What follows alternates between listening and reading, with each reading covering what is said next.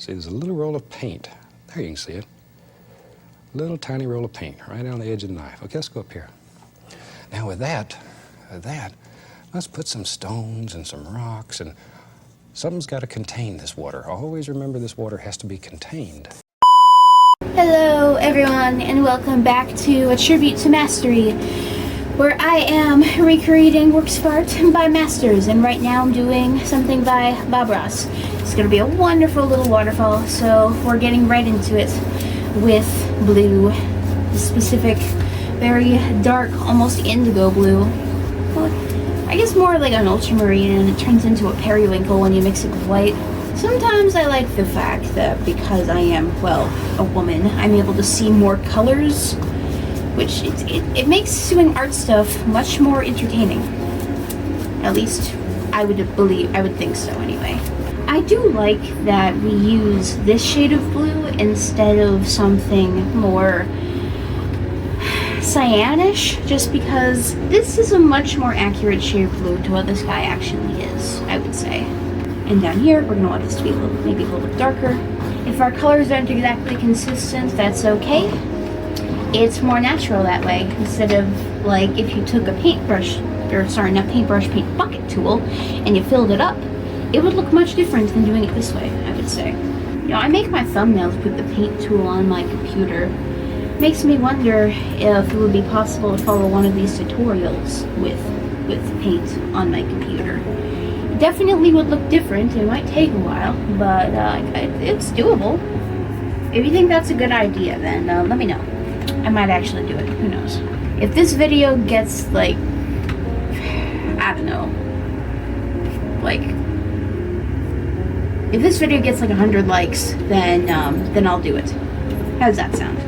And if we don't get the paint all the way to the edges, then that's okay, because we're going to be putting more on this anyway.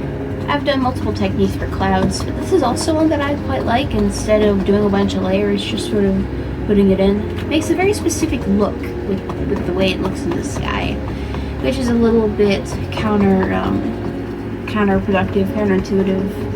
I can't quite remember the word right now, which, you know, is counterproductive, I think, is what I was looking for. But anyway, redundant. Yes, redundant. That's what I was looking for. But yeah, I like this style. It makes a very specific look for the clouds. Like when the clouds are almost look like stretched out spiderweb, kind of like the fakes that you might get from like Spirit Halloween or somewhere. It's a nice look. And now we go in with some blue and some red and some brown. Make it a darker color. Just going about here, and we can start on our background tree shapes. We'll need more blue in there though. It's too red right now. It needs to be more of a plum than a whatever this is. And I will pull this down a bit. And now here comes the fun part. We can just go with some blue and start putting in some branches for our tree shapes, so that it's easier to tell what it is, so people can tell what it is just by looking at it, instead of you have to tell them, and only then will they be like, oh, okay, I get it. But beforehand, they were like, oh, what am I looking at? The best types of art pieces are, well, at least in general, it's generally considered that the best type of art is any kind of art, as long as you know what you're looking at. So, like, if you can look at it and you can immediately tell, oh, I think that's a house, then people will generally like it. But if you're looking at it like, what is it? Abstract art, even stuff like Picasso, you can still tell that it's supposed to be a person. Just, you know, very weirdly put together. And now that we've got the base done, we can easily go in here with some green and some yellow. And we can just start layering this in. We don't want to cover up too much, but we do want to, at least you can at least tell that it's there. That's a big thing with it. And if you get too much in one spot, that's okay, because we can easily just use this as a sort of, not palette, because we can just go in here, get it from here, and use it for the other parts of the area. The tree area. Little island, maybe? I don't know. We'll have have to see. I know there's gonna be a waterfall. It's just it's gonna be probably in the back of it, maybe. I do kind of like this look though. We'll just have to see what happens to it. And once we're satisfied with that, we're gonna go in here and just pull this over. Plenty of dark color. It's a little bit too hard to work with. So we're just gonna put in water so it flows nicer. Maybe a bit brown too. And we're gonna go in here and we're going to put a little bit of a dock, maybe, like right in here. And of course we'll mix a bit of white there. And just a tiny bit of red too, just a tiny bit. By the way, Robert has been hanging around in paintings. I've been trying, because he's been trying to take a nap, so if I don't mention him, that's because I don't want to get his attention. It feels like sometimes the colors mix when you don't want them to, and then whenever you want them to, they just don't. I don't know, it's weird. And now, we can easily go with some white back here, start there, putting in some foam and stuff for our waterfall, just like that. Oh wow, that's quite nice. And now that we have that, we can start layering in the water underneath it. It chills out a bit as you go out, but for now, this is why your brushstrokes very much tell a story. We're gonna put a little bit of more greenery into here. Next, we're gonna go with some brown, and we're going to start define what the heck this waterfall is going off of, you know? I'm just going here, getting any details that may have been missed. Makes a little bit of white there, why not?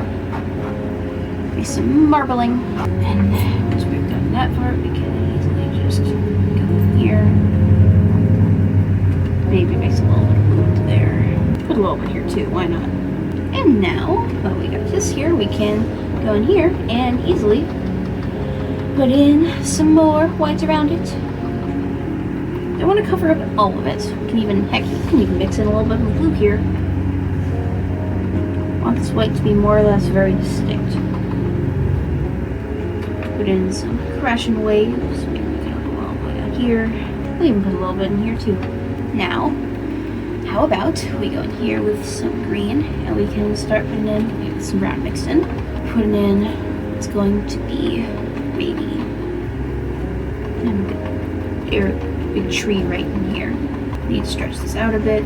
Use this to cover up all this here.